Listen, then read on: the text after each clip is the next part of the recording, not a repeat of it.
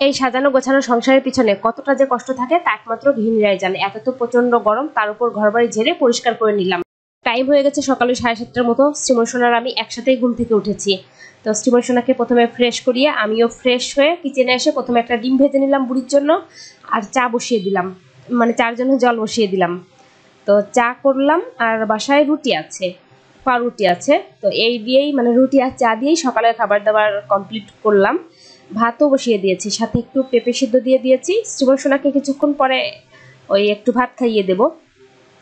তো কাজকর্মে লেগে পড়েছি। আজকে হলো ভালো করে ঘরবাড়ি ঝেড়ে একদম পরিষ্কার করে নিতে হবে। তো প্রথমে 2টা ফ্যান পরিষ্কার করে নিলাম। এত বেশি অপরিষ্কার হয়েছে ফ্যানের। অবশেষে ফ্যানটা অনেক কষ্ট করার পর এখন একদম চকচকা ঝকঝকা। কতদিন পর যে এত সুন্দর করে পরিষ্কার করলাম ফ্যানটা। তো শ্রীমন সোনাকে একটু ভাত খাইয়ে দিলাম এর মাঝে, আর আমার জন্য একটা স্যালাইন গুলে নিলাম। এত গরম, তো ভাবলাম একটু স্যালাইন খাই, ভালো লাগবে, কারণ অনেক কাজ করতে হবে, বেশ অনেক টাইমও লাগবে। তো এখন রুমটা ঝাড় দিয়ে নেব। এর মাঝে যে আরো টুকিটাকি কত কাজ করেছি, ক্যামেরায় তো আর সবটা শেয়ার করা সম্ভব না। এই 3 মিনিটের ভিডিওয়ে আর কতটুকু শেয়ার করা যায়। আমি হলো কাজ করতে যাই একটা, গুছিয়ে নেই 10টা। আজকে যদিও আমার ইচ্ছা ছিল না রুমের ঝুল ঝাড় দেবো, কিন্তু ওই ফ্যান পরিষ্কার করার পর মনে হলো রুমের ঝুল ঝাড় দিতে হবে। ওই যে মনে হয়েছে, প্রতিটা রুমেরই ঝুল ঝাড় দিয়েছি, মানে অনেক টাইম লাগলো। এখন পর্দাগুলো ভালো করে ঝাড়টার দিয়ে খাটটা মুছে তারপর বেডশিটটাও তুলে নেবো। আজকে জামা কাপড় যা যা আছে পরিষ্কার করার হবে না, কারণ আরো অনেক কাজ করতে হবে। ওই বেসিন পরিষ্কার করব, টেবিল পরিষ্কার করব, তারপর শ্রীমন সোনার পটটাও পরিষ্কার করে দিতে হবে। কাজের আর কোনো শেষ নেই। যেদিন এরকম একটু বেশি কাজ করি শ্রীমন সোনা কষ্ট হয়ে যায়, মানে একা একা অনেক টাইম থাকে। ওই বারবার আসতেছে, এটা ওটা বলতেছে, আবার চলে যাচ্ছে, টিভি দেখতেছে বসে বসে। বুড়ি আমার এত গরমে এই কাজ করতে গিয়ে আমার একদম অবস্থা খারাপ। এখন ঘামে পুরো শরীর ভিজা, একটুও ভালো লাগতেছে না। মনে হচ্ছে সব কাজকর্ম করে কখন একটু স্নান করব, কখন ফ্রেশ লাগবে। শ্রীমন সোনাকেও স্নান করাতে হবে। দেখতে দেখতে এখন ওই 12টার মতন বাজে। যখন কাজ করি বা ব্যস্ত থাকি তখন সময় যে কিভাবে চলে যায় তখন আর বোঝা যায় না।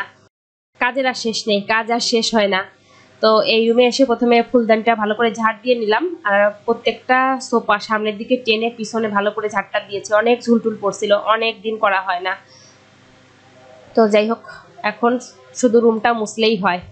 এর মাঝে ওই বেসিন পরিষ্কার, তারপর পাপোশ টাপোশ কতগুলো ছিল ওইগুলো পরিষ্কার টরিষ্কার সবই করা হয়েছে। তো আমি এখন আসলাম স্নান সেরে। ইস কি শান্তি!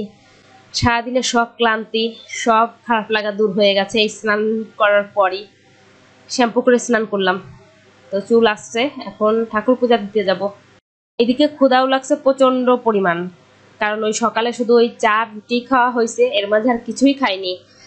কিন্তু রান্না বান্না তো কিছুই হয়নি, ওই ভাতই শুধু করা হয়েছিল। কি রান্না করব কি জানি।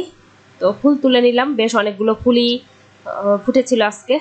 তো পূজা তো আগে দেই, তারপর দেখব। পূজা দিতে এসে আবার ঠাকুরের আসনটা ভালো করে পরিষ্কার করলাম। সারা ঘর বাড়ি পরিষ্কার করার পর যদি ঠাকুরের আসন পরিষ্কার না করি তাহলে আবার কেমন হয়। তো পূজা দিয়ে আমার হয়ে গেছে। এখন এই 2 বেডের মানে ওই রুমের বেডেরও বেডশিট চেঞ্জ করতে হবে, তারপর একটু বসবো, তারপর হবে শান্তি। কারণ যতই ওই খারাপ লাগুক, সবকিছু একদম গোছগাছ না করা পর্যন্ত একদমই ভালো লাগে না। তো চলুন আজকে ভিডিওটা এই পর্যন্তই। সবাই ভালো থাকবেন। আজকের মতো টাটা বাই বাই। সবাই খুব খুব ভালো থাকবেন।